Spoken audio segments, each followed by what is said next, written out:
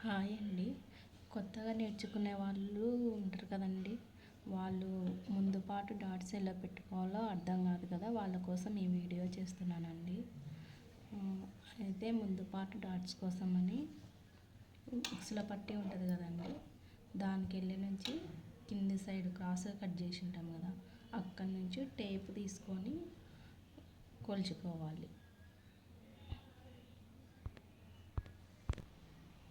ముందుగా ఆది బ్లౌజ్ తీసుకొని ఉక్సుల సైడ్ వైపు ముందు డాట్ వరకు కొలుచుకోవాలి. ముందు డాట్ అంటే కింద డాట్ ఉంటుంది కదండి, ఆ డాట్ వరకు. ఇక్కడ నుంచి ఇక్కడ దాకా నాకేమో 2:30 వచ్చిందండి. అయితే నేను 3 ఇంచులు పెట్టుకుంటున్నా. ఎందుకంటే ఇక్కడ ఉక్సుల పట్టి కోసం ఇక్కడ కుట్లు లేకపోతుంది కదా, కొద్దిగా పావించిపోతుంది కాబట్టి నేను ఇక్కడ నుంచి ఇక్కడ దాకా 3 ఇంచులు పెట్టుకుంటే సరిపోతుందండి.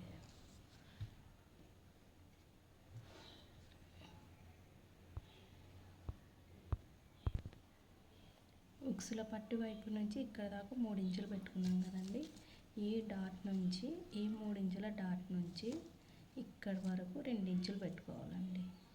ఇది చిన్న సైజు బ్లౌజ్ కాబట్టి 2 ఇంచులు సరిపోతుంది. అది పెద్ద సైజు బ్లౌజ్ అయితే ఆది బ్లౌజ్ని తీసుకొని దాన్ని బట్టి పెట్టుకోవాలండి డాట్. తర్వాత మధ్యలో డాట్ వస్తుంది కదండి, ఆ మధ్యలో డాట్ కోసము ఇది ఫోల్డింగ్ చేసుకోవాలి. సమానం ఫోల్డింగ్ చేసుకొని ఇట్లా ఫోల్డింగ్ చేసుకొని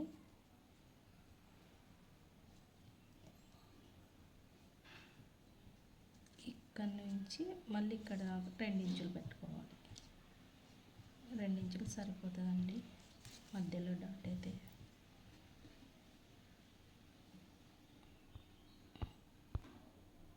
మళ్ళీ చంకలో డాట్ కోసము ఇక్కడ ఉక్సుల వైపు నుంచి మనం 3 ఇంచులు పెట్టాం కదండి, అక్కడ పట్టుకొని ఇక్కడ క్రాస్గా వచ్చేటట్టు సంక రౌండ్ ఉంది కదండి, ఆ రౌండ్గా పట్టుకొని ఇట్లా ఇట్లా ఫోల్డ్ చేసుకొని రౌండ్ వైపు ఇట్లా సమానంగా అనుకొని స్ట్రైట్గా ఉండేటట్టు అక్కడి నుంచి మళ్ళీ ఇక్కడ ఫోల్డింగ్ చేస్తే చిన్న క్రాస్ లైన్ కనబడుతుందండి స్ట్రైట్గా.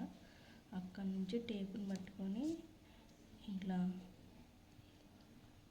4:30 వరకు ఒక డాట్ పెట్టుకోవాలండి. 4:30లో ఒక డాట్. మళ్ళీ ఇక్కడ కింద పెట్టాం కదండి ఉక్సుల పట్టి నుంచి 3 ఇంచులు, ఇక్కడ నుంచి మళ్ళీ 2 ఇంచులు పెట్టాం కదా, అక్కడ నుంచి పై వైపు ఒక 2 ఇంచులు డాట్ పెట్టుకోవాలి.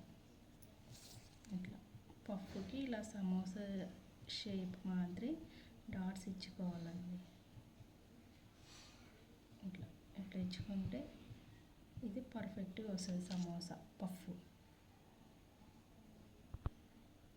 ఈ కింది వైపు డాట్లన్నీ కట్ చేసుకున్నామండి.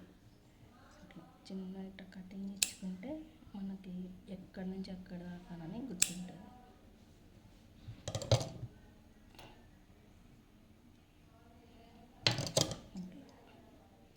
సెంటర్లో ఇది సంక వైపు రౌండ్.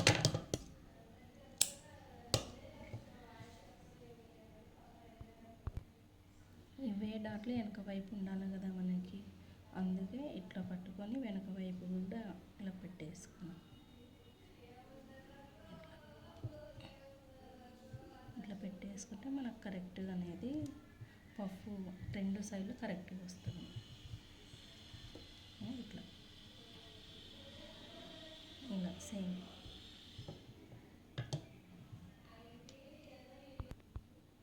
ఇప్పుడు ఈ డాట్లని స్టిచ్చింగ్ చేసుకుందాం.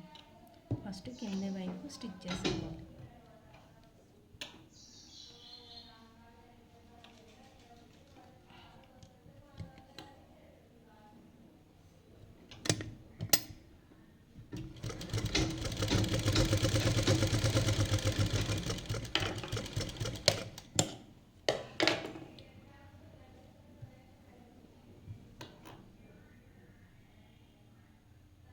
మధ్యలో డాట్ స్టిచ్ చేసుకుందాం.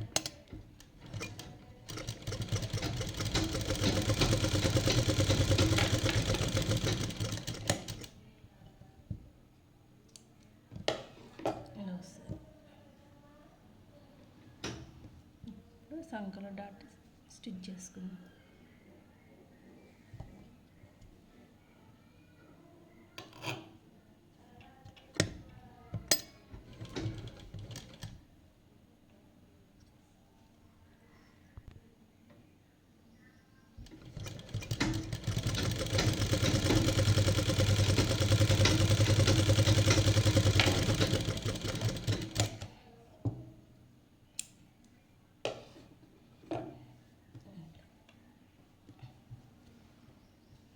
చూడండి పఫ్ అనేది ఇలా రావాలి.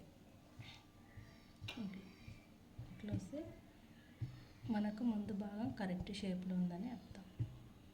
ఓకేనండి, మా ఛానల్ నచ్చితే సబ్స్క్రైబ్ చేసుకోండి, ఒక లైక్ కొట్టండి.